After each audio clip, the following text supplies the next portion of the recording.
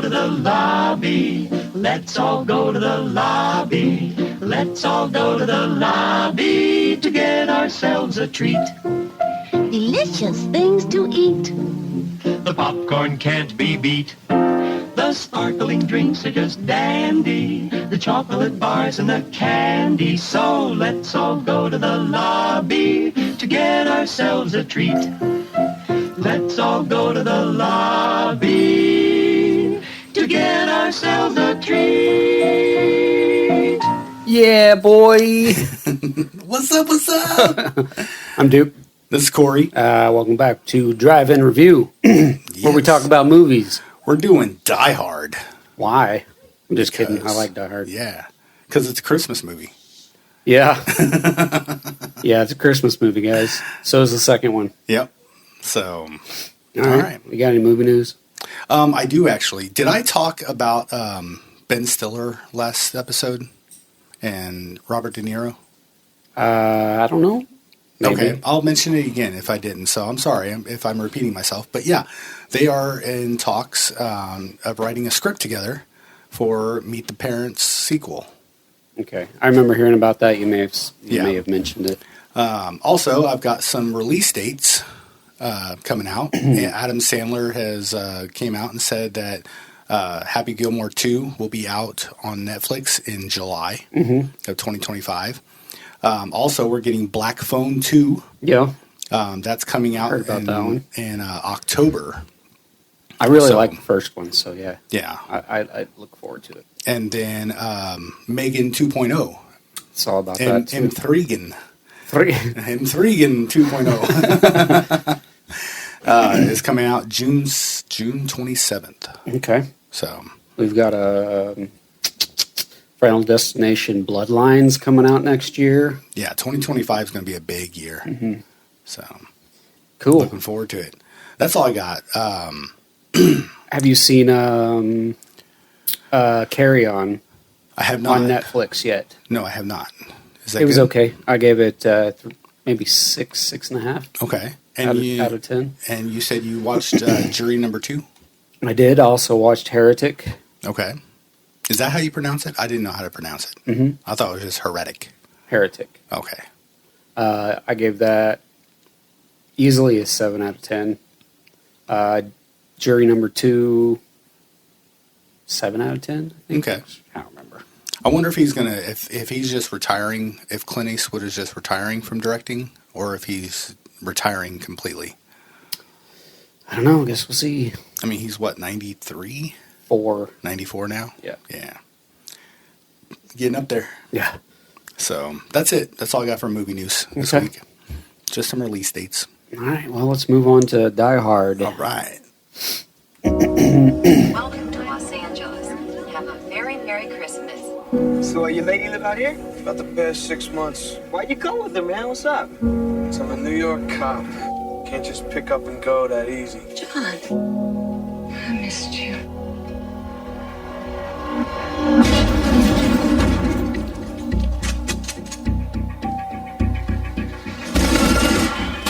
You can walk out of here or be carried out, but have no illusions we are in charge.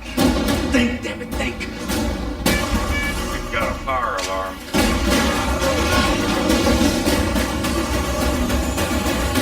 I thought I told all of you I want radio silence.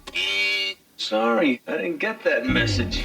Mayday, terrorists have seized the Nakatomi Plaza. This channel is reserved for emergency calls only. Do I sound like I'm ordering a pizza? Possible crane call. Check the area and confirm. No signs of disturbance, dispatch.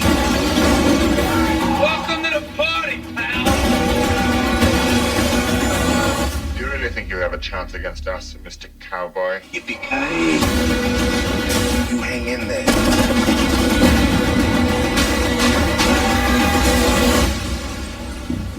Come out to the coast. We'll get together, have a few laughs.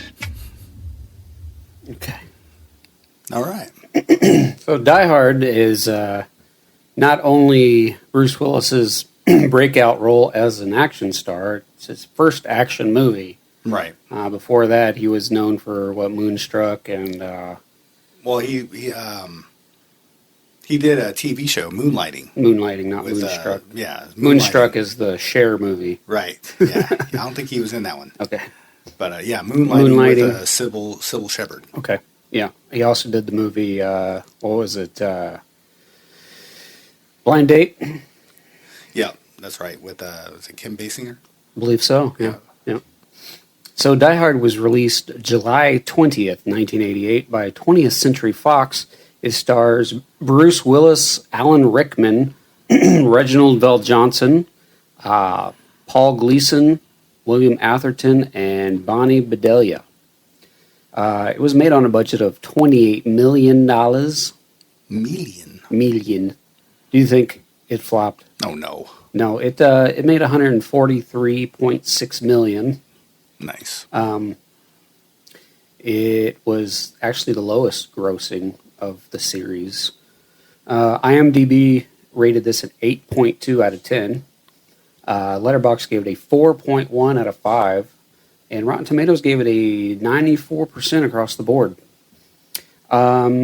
This is an easy 9 out of 10 for me. I agree. 9 out of 10. It might be a 10 out of 10. But I wrote down 9 out of 10, so that's what I'm going to go with. Yeah, I'm going to go with 9 out of 10. I was debating too. I was like, maybe I should do 9.5. But I was like, nah, I'll give it some room. It's a great movie. It's a classic. It really is, yeah. I watched it many, many times growing up. Yeah, big fan. Great movie. This was shot on location in L.A. and between November of 1987 and March of 88. It was directed by John McTiernan, who also directed Predator, Last Action Hero, Hunt for Red October, and 13th Warrior, among other movies. Nice. It was produced by Joel Silver, who was, basically your go-to for 80s action back then. He produced The Matrix, Commando, Lethal Weapon, Roadhouse, among many, many, many others. Yeah. It was also produced by Lawrence Gordon, who did 48 Hours, which is a movie that kind of is correlated within all these movies. You're right. 48 Hours, Jumpin' Jack Flash, Leviathan, Time Cop, Predator. So, Die Hard was written by Roderick Thorpe. It was based on his novel. And it was also, the screenplay was done by Jeb Stewart, who wrote Leviathan as well. Lock Up, Another 48 Hours, and The Fugitive. And also written by Stephen E. D'Souza, who wrote 48 Hours. Right. Commando, Running Man, Beverly Hills Cop 3, and Judge Dredd. The score for this film was done by Michael Kamen, who also did the score for Robin Hood, Prince of Thieves, Lethal Weapon, another movie that kind of is connected within all these movies, Adventures in Babysitting. All right. Michael Kamen did the score for that one. Nothing But Trouble and Frequency. Nice. A great freaking film that I'd like. Yeah, film. I'd like to show that one to my son. I think he'd really enjoy that one. Yeah. What you got, Sea-Dog? So the fictional Nakatomi Plaza is the headquarters of 20th Century Studios.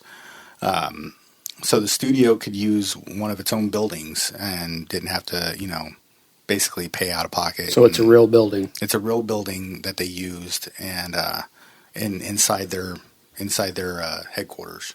Okay. And stuff. So they saved a lot of money on that. Didn't they shoot like a prop roof? They shot on a prop roof and stuff. Yeah. Okay, that's what I was thinking.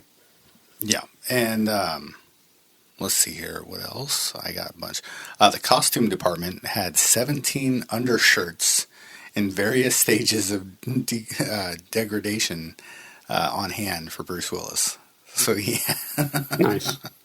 So as the movie progresses, he's got his own. Right. A little bit more stains on it. Yeah. The scene where Bruce Willis and Alan Rickman meet up on was unrehearsed to create a greater feeling and spontaneity Spontaneity. Am I saying that right? Spontaneity. Spontaneous? Yeah. I get Make you. it more spontaneous. Yeah, I get you. Between the two actors. And then the scene where Bruce Willis and Alan Rickman meet up. Why did I put that? Oh, no, I didn't. Okay. Yeah, I did. I put that twice. Wow. The part where he's smoking the cigarette or whatever. Yeah. Yeah. And he's got the American accent. Yeah. I didn't realize I put that in there twice. Oops. I swear, folks, this is unscripted. So you're getting it. In 2007, Bruce Willis donated John McClane's undershirt to the Smithsonian Museum. Okay. So if you want to see, his undershirt, there you go. Alan Rickman nearly passed up the role for Hans Gruber, which ended up being his first film role. He had only arrived in Hollywood 2 days earlier and was appalled by the idea of his first role being the villain in an action film. To a degree, Rickman was right to be concerned, considering his performance as Hans Gruber was so hailed that the actor had to struggle being typecast as a player of villains for much of his career, which, he played an excellent villain. Yeah. So... he played one in Prince of Thieves as well. Yeah. And, Lion King. No, not Lion King. That was Jeremy Irons. Okay. Harry Potter. Yeah, that was one. I think the only one he didn't play a bad guy was, Galaxy Quest. Right. Bruce Willis's favorite role has always been John McClane. Nice. So, when asked how he's doing while repairing his bleeding feet, John McClane responds with, "All things being equal, I'd rather be in Philadelphia." A famous quote of W.C. Fields, misconstrued to be on his gravestone. Oh, okay. So, Clint Eastwood originally owned the rights to the novel Nothing Lasts Forever, on which the film is based on, and planned to star in the film around the early 1980s. Okay. That would have been different. Yeah. I could see, it would be a completely different movie. Right. And besides Clint Eastwood, other actors were considered for the role besides him, and they were Frank Sinatra, Mel Gibson, Burt Reynolds, Sylvester Stallone, okay, Al Pacino, all right, Kurt Russell, yeah, Harrison Ford, Robert De Niro, and Arnold Schwarzenegger. Oh, I was waiting for you to say Schwarzenegger. Yeah, basically everybody from every action person from the 80s. Yeah. Yeah, so they were considered, but Bruce Willis got it. And which was weird because I think they were pretty doubtful about him. A lot of people were doubtful about him doing a role like that because he was not known for action. He was known for drama. Yeah, right. And comedy. Mm-hmm. So they were kind of apprehensive about him playing that part. But, yeah, he showed him. Yeah. And he did well. So, obviously, he's one of the top-tier action stars of the last, 30, 35 years. Yeah, exactly. So that's all I got for the fun facts on Die Hard. All right. Well, this is the part of the show where I like to say, happy birthday, biatch!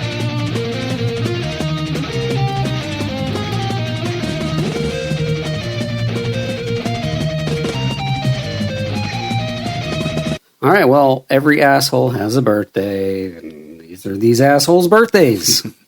On the 13th of February. Just kidding. On the 13th of December, Friday the 13th, Dick Van Dyke turned 99 years old. Steve Buscemi is now 67, and Jamie Foxx is 57. Did you see that thing about Jamie Foxx? He's got his old stand-up. And yeah, I did. He's discussed what actually happened to him. Yeah, he had a stroke. He did. So. Yeah, he had I believe it was some sort of brain bleed that caused a stroke. So, moving on. On the 14th of December, we have Dee Wallace, who is 76, and Ted Raimi, actor and brother of Sam Raimi. He is 59. Speaking of Dee Wallace, I just watched Princess Bride last night. So Dee Wallace. Or Dee Wallace. No, never mind. I'm thinking wrong Wallace. Well, Wallace Shawn. Wallace Shawn, yeah. Dee Wallace, that's he's from she's Star from Wars. Cujo. She, yeah. Is from Cujo, Okay. Critters. Moving on. Yep. Sorry, I didn't mean to interrupt. On the 15th, we have Don Johnson, who is 75, and Helen Slater, who's 61. All right. On the 16th of December, we have Kristen Ritter, is 43. Director James Mangold is 61. And actor, director, producer, writer Shane Black is 63. Okay. On the 17th of December, we have Mila Jovovich is 49. Good job. Good thing I didn't say that, because I would have said Jovanovic. Bill Pullman is 71. Giovanni Ribisi is 50. Ernie Hudson will be 79. And Eugene Levy will be 78. Mr. Eyebrows. On the 18th, we have Brad Pitt will be 61. Steven Spielberg will be 78. And Katie Holmes will be 46. Wow. 68. On the 19th of December, we have Jake Gyllenhaal will be 44. All right. He's our age. Yeah. Christy Swanson will be 55, and Alyssa Milano will be 52. Wow. And finally, on the 20th of December, Jonah Hill will be 41, and director Todd Phillips will be 54. That's a lot of assholes. Happy birthday, motherfucker!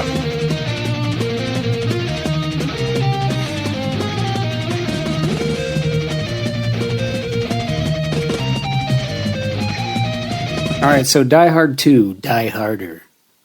Listen, honey, when you land, can we check into a hotel or leave the kids with your parents? Order some room service? You're on, Lieutenant. I'll see you in about a half an hour, honey. Jingle bell, jingle bell rock. Christmas Eve. Is there a cop on duty around here? Airport police. Go get him. Jingle bells swing and jingle bells ring. Washington, D.C. International Airport. What's this about? Oh, just a feeling I have. Ouch. When you get those feelings, insurance companies start to go bankrupt. The towers lost control. Instrument landing system is down. Backup systems won't come up. We've got blizzard conditions. Zero visibility. Attention all controllers. We have a code red alert. There's panic in the air. Professional mercenary. You got the world's biggest drug dealer on his way here now. What do you need, a slide rule to figure this out? You get the hell out of my office before I throw you out of my damn airport. And terror on the ground. Who is this? Who I am is unimportant. What I want is very important. Oh, we are just up to our neck in terrorists again, John. But for police officer John McClane, I'm right. It's just another Christmas. You're the wrong guy in the wrong place at the wrong time.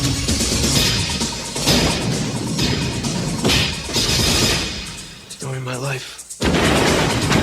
Slaughter cells maybe 2 hours.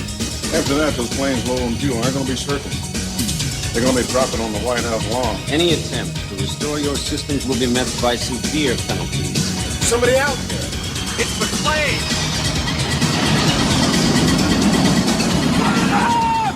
Life's planes, they're going to run out of fuel in 90 minutes. What are you going to do? Whatever I can. Last time, it blew you through the back wall of the theater. Got a cowboy ride too rough? I don't like to fly. What are you doing here? I don't like to lose either. This time, it'll blow you sky high. Is what you expected? No. This is just the beginning. On July 4th, Die Harder.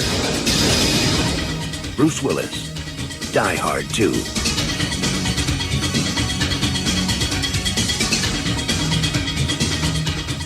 So Die Hard 2, Die Harder is not one of my favorites. Ever since I first saw it, and I've tried a number of times to like it, because I want to like this movie. Right. I don't necessarily dislike it, but it's just, I don't know, I can't get into it. I don't know why. Okay. I think it might just be because it's following in the footsteps of the original. Right. And it just did not reach that level of satisfaction for me. But that's just me. Okay. I'm probably in the minority. Die Hard 2 was released July 3rd, 1990 by 20th Century Fox. And it stars Bruce Willis, Bill Sadler as the bad guy. Yes. Reginald Vell Johnson, William Atherton, John Amos, and Bonnie Bedelia again. Also features John Leguizamo and Robert Patrick. It was made on a budget of $70 million, and it grossed $240 million. Nice. It did quite well. Yes. Excuse me.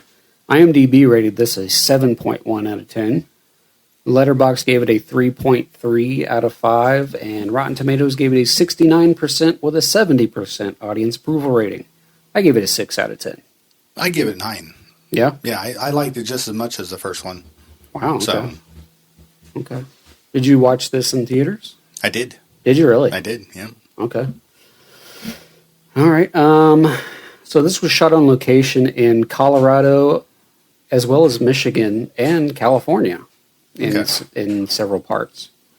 Between December of 1989 and May of 1990. It was directed by Rennie Harlan, who we've talked about before. Yeah. He directed Nightmare on Elm Street 4. Right. Dream Master, as well as other stuff. I Yeah. think his first one was Prison. Yeah, I think so. This was produced by Charles and Lawrence Gordon, as well as Joel Silver again. This one was written by Walter Wagner. It was based on his novel. And the screenplay was done by, again, Stephen E. D'Souza and Doug Richardson, who also wrote Bad Boys, Hostage, and Money Train. Oh, nice. Score for this movie was also done by Michael Kamen. What you got, me? So the film exceeded all expectations, outgrossing the original. Yep. By nearly double. Mm-hmm. And in the first Die Hard, John McClane only had a few scripted one-liners. However, Bruce Willis ad-libbed many one-liners, and audiences liked it. So much so that in the sequel, and the next one, and the next one, and the next one, more gags were added, and Willis was told he could ad-lib as much as he wanted. The general is from Valverde. Mm-hmm. The fictitious Latin American country used in Commando. You can do it, right? Yeah, it was the same. It was the same country that was used in Commando. Okay. And then the scenes with Bruce Willis running through tunnels under the airport were filmed at a water treatment facility near Los Angeles. The facility has miles of underground tunnels and was also used in Live Free or Die Hard in 2007, which we'll get to that. Yep. Doubling as the Woodlawn Social Security Administration building. Mm-hmm. Yep. The MP5K used by Ken Baldwin jammed repeatedly, firing blanks while filming the scene. So his angry outbursts, including the instance where he curses at the gun and everything, that was unscripted and genuine expressions of frustration. Okay. Because the gun wouldn't fire. Yeah. Keep it rolling. Right. Liev Schreiber can be seen as an extra in the background of this movie when McClane meets Colonel Stewart for the first time at the airport. Which is what John Amos. Huh? John Amos's character. Yeah. He has long hair at the time. Liev Schreiber does. Okay. So he could be seen in the background. William Sadler trained for several months in karate and tai chi to prepare for the ending fight scene for this film. Yeah, he's ripped in this movie. Yeah. So, That's one of our favorite actors. Mm-hmm. Yeah, love William Sadler. Yeah, he's in everything. He's got my heart. Right, he's got your heart. But yeah, that's all I got. Okay. So okay. All right. So are we ready for Die Hard 3? No. With a Vengeance? I'm not ready. No. Too bad. I'm ready now.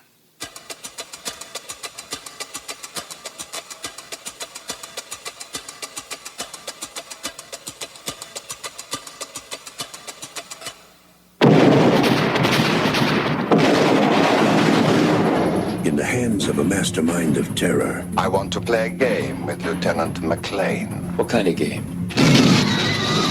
Simon Says. the path to revenge leads straight to John McClane. If we don't do what this guy says, he's going to blow up another public Well, why me? What has he got to do with me? I have no idea. He just said it had to be you. It's nice to be needed. Simon Says, get to the paper in Wall Street Station by 10:20, or the number 3 train and its passengers vaporize. I'm not jumping through hoops for some psycho. That's a white man with white problems. You deal with it. Where the hell are you going, McClane? I know what I'm doing. Not even God knows what you're doing. This guy wants to pound on you till you crumble. Are you aiming for these people? No. Well, maybe that mime. He wants you to dance to his tune and then kill you. Oh, dear. You don't like me because I'm white. I don't like you because you're going to get me killed. On May 19th. This is a bad idea. Ladies and gentlemen, I'm a New York police officer. I'm going to ask you to calmly and quietly start moving towards the other end of the car. When the theater goes dark. Trust me, guys. Duck. The roof blows off. Guy out there setting off bombs. And for some reason, he's very angry with me. This, as they say, is where the plot thickens. They knocked over the Federal Reserve.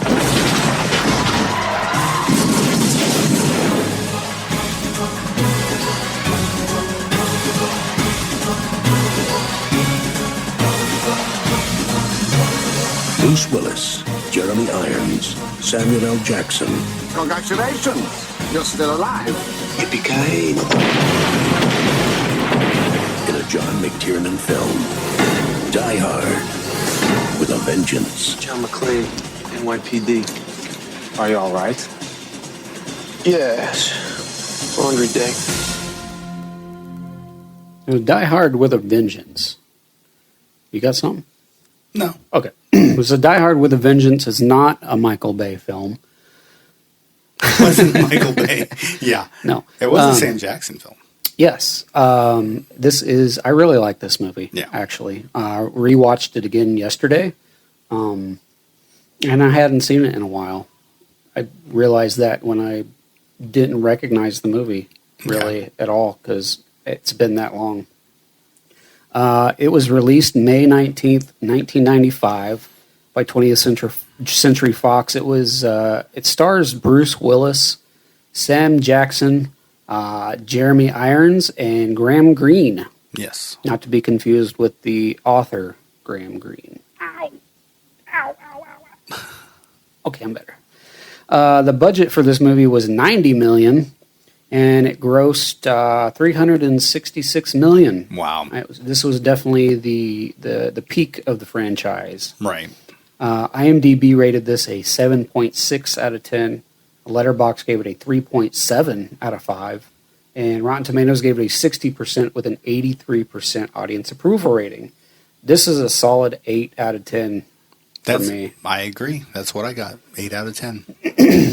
It was shot on location in New York City between September and November of 1994. And John McTiernan returns to direct this one, and he also produced it, along with Michael Tadros, who also produced I Am Legend, Sherlock Holmes, and Cop Out. Okay. Yeah, you can definitely tell that he's back in the director's chair with this one. Yeah. Because there's that first scene where the store explodes, and that looks like it's a very McTiernan Yeah. style explosion. Yeah. Not Michael Bay. Right.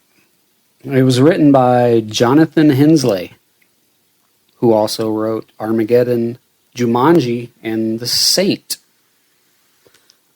And That's a good one. And again, the score was done by Michael Kamen. All right. What you got? What do I got? I got stuff. So Bruce Willis suggested Samuel L. Jackson for the movie. Jackson was thrilled. He says he's seen the first Die Hard like maybe 30 times. Mm-hmm. So, and then also Sam Jackson said that Zeus is the closest character to my personality of any of that I've played thus far since then. Okay. So, this was the highest grossing movie worldwide of 1995. Was it really? It was. And director John McTiernan. Well, 1995 wasn't a huge movie year from what I remember. Yeah. 7, I think, came out that year, and I think Jumanji was that year as well. Yeah. But yeah, this was the highest grossing one. So it was Nice. number one. But yeah, director John McTiernan. Tiernan. Can't talk today. You can do it. I know. He acknowledged errors concerning the gold in the dump trucks and its respective weight. McTiernan and Samuel L. Jackson were permitted to lift a genuine bar of gold to get the feel of how heavy gold really was. It's pretty heavy. When Zeus Carver, Samuel L. Jackson's character, when he picks up the bar of gold at the Federal Reserve, he says, "Damn, this is heavy." A standard gold bar kept at the Federal Reserve weighs approximately 25 pounds. Yeah. You would actually need 480 dump trucks to steal all the gold from the Federal Reserve. So he miscounted just a little bit. Yeah. Sir Sean Connery was director John McTiernan's first choice for the role of Simon Gruber. Okay. That would have been interesting. Right. He turned down the role, saying that he didn't want to play such a diabolical villain. But then he was Hannibal Lecter. I mean, come on. Yeah. How more diabolical can you get? Right. But, I mean, that was his choice. Jeremy Irons claimed that someone described his hairstyle in the film as midlife crisis because he went blonde. Yeah. And then Lawrence Fishburne was the original choice to play Zeus Carver, but turned down the part when he reconsidered the decision. Samuel L. Jackson was already cast. So too little, too late, buddy. Yeah. But he went on to do better things. He did The Matrix. He's Morpheus. He'll be forever Morpheus. True. Yeah. And Cowboy Dan in Pee-wee's Playhouse. Yeah. You just brought that shit up. Yeah, I'm aging us a little bit.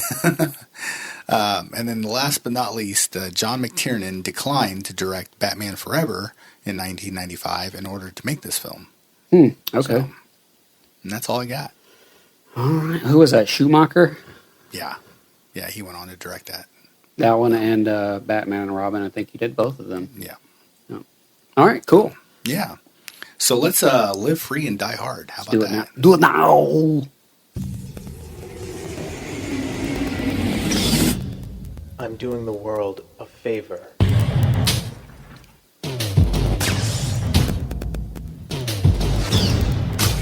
Is the country willing to pay for it? FAA just issued a critical alert. The entire network went down. Transportation system's crashing and they just hit the entire financial sector. You have no idea who you're dealing with. I'll take it from here.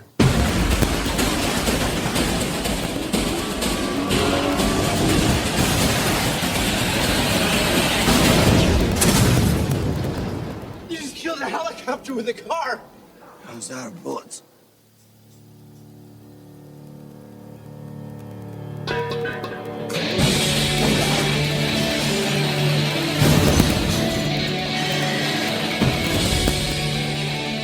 so. Check in. Hold on a minute. Looks like he's coming around. You see that? Yes, I did it. Hang on.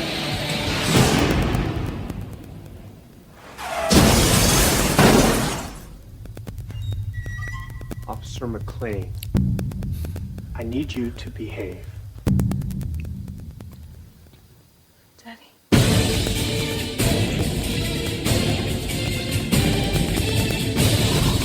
What are you gonna do? I'm gonna go kill this guy and get my daughter. Or go get my daughter and kill this guy. Or kill all of them.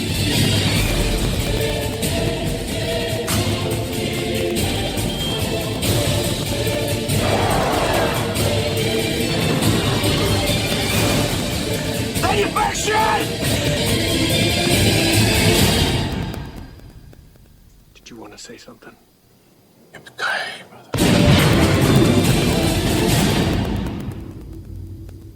Why'd you bring a cop into my command center? Command center. It's a basement. Who is this man?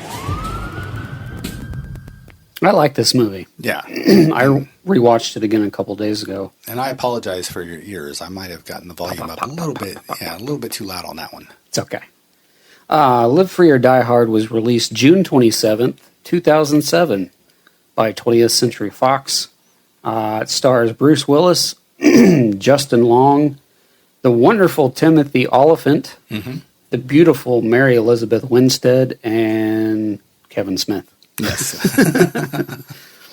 It was made on a budget of $110 million. Think it flopped? No. No, it made $388 million. Nice. IMDb rated this a 7.1 out of 10. Letterboxd gave it a 2.9 out of 5, and Rotten Tomatoes gave it an 82% with an 86% audience approval rating. As I said, I like this one. I gave this a solid 7 out of 10. I gave it 8 out of 10. Okay. I like this one too. It was good. It was good, the movie. Yes. This was shot on location in Baltimore, Maryland, as well as Los Angeles. And between September 2006 and February of 2007. Okay. It was directed by Len Wiseman, who also directed Underworld and the 2012 Total Recall. Nice. Did he do all the Underworlds or just the first one? I know he did. How many are there? There's like 5. He did at least 2 of them. Okay. This was produced by Michael Futrell, who also produced Fast and Furious, Central Intelligence, and R.I.P.D. Nice. It was written by John Carlin, Mark Baumbach, who also we've talked about in past, because he did The Wolverine and War for the Planet of the Apes, as well as David Marconi produced this. He's known for Enemy of the State. The score for this film was done by someone we've talked about a number of times, Marco Beltrami. Yes. He did score for Scream and Logan. Right. And The Wolverine. Yeah, we've talked about him a lot. So yeah. What you got? He's a good guy. It's good. So it took 4 months to assemble and combine archive footage of past American presidents from Franklin D. Roosevelt to George W. Bush. That was cool. To create the televised warning for Gabriel. The goal was to create a video representation of a ransom note. Yeah, that was a cool scene. That was, yeah. Took 4 months to create that. That's crazy. Yeah, I mean, you got to go through all the archives footage. And yeah. Bruce Willis's stunt double, Larry Rippenkroger. I did say that right. All right, I did. Yay. Okay. Right. Was seriously injured when he fell 25 feet to the pavement. He suffered broken bones in his face and fractures in both wrists.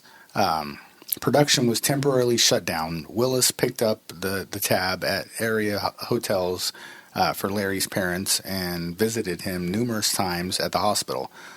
Larry also doubles for James Caan in his television series Las Vegas back in 2003. Okay. Kahn came and visited Larry in the hospital and joked around for over an hour. Larry told his parents he was glad when Kahn left because he hurt so bad from laughing at his jokes. The elevator shaft sequence was not in the film's script when Len Wiseman was hired as director. Wiseman added it because he associated elevator shafts and claustrophobic spaces with Die Hard. Okay. So, that makes sense. Right. The film addresses the apparent continuity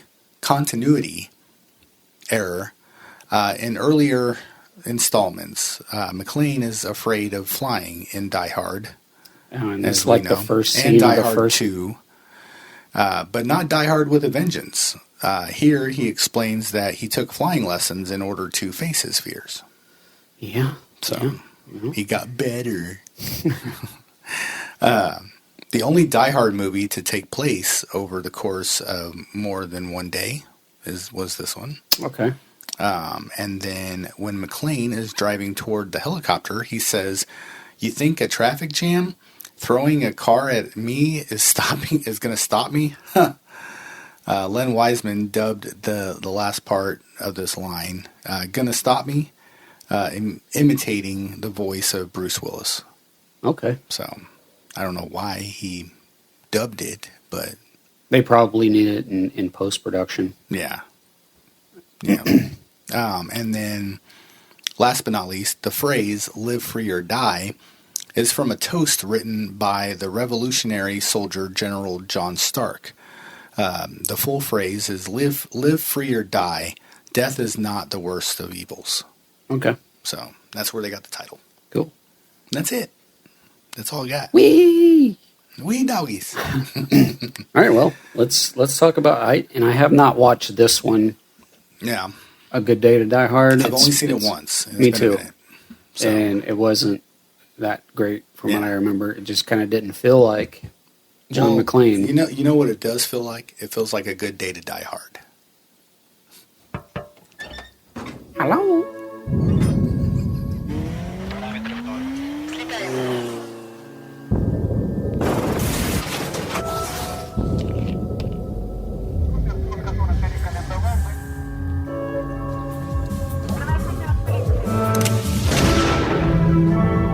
Do you know what I hate about the Americans?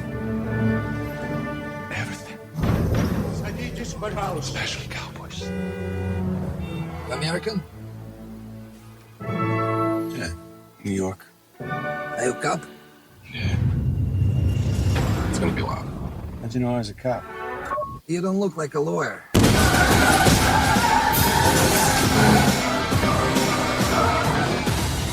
Jack! Dad? This is what you've been doing? 007 of Plainfield, New Jersey. Relax, you're safe now.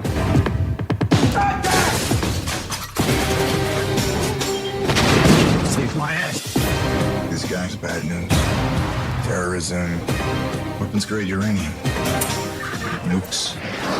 Someone's got to stop him. Yeah, boy. Knock, knock. Whoa.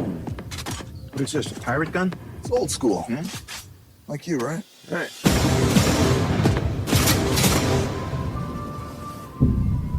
I guess you've done this before. Don't encourage him.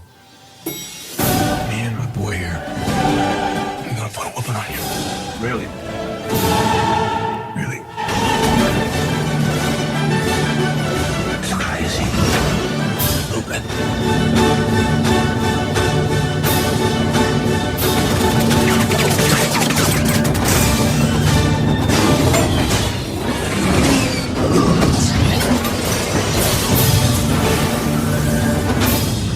Go looking for trouble, or does it always find you?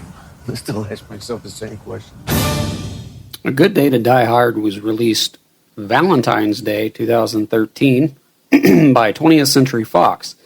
It stars Bruce Willis, Jai Courtney, who tried really hard to become famous Yes. during this time period, but I thought it was Shia LaBeouf the whole time.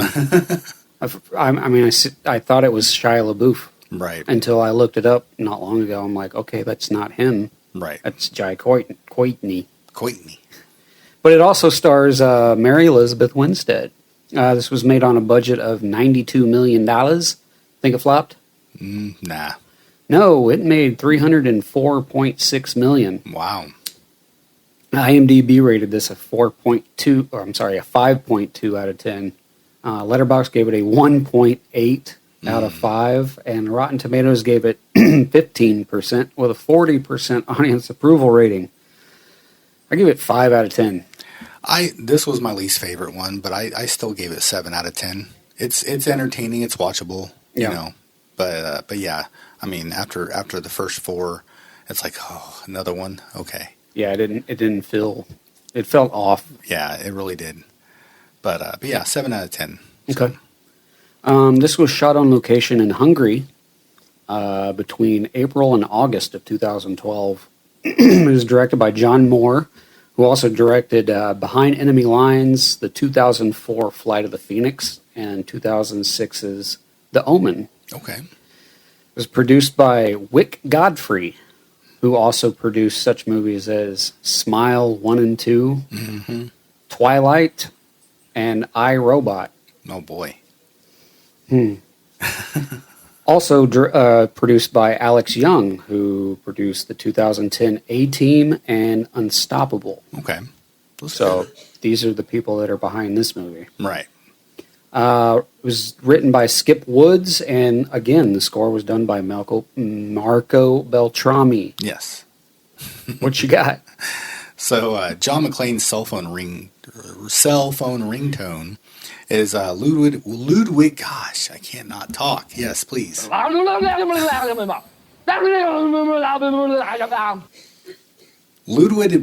Oh my God. Beethoven.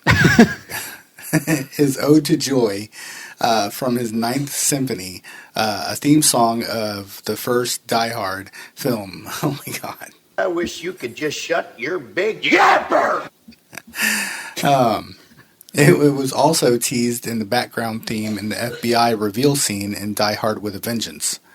The core idea for the film, the dynamic between John McClane and his son, came from Bruce Willis. It was his idea. Shia LaBeouf. Yeah. The Russian gang had no actual Russian members. Okay. Yeah. The roles were played by Slovakian, Hungarian, Serbian, Mongolian, and Ukrainian actors. Oh. No Russians. Okay. We're American. We wouldn't even know. Right, exactly. They all sound the same. Stupid American.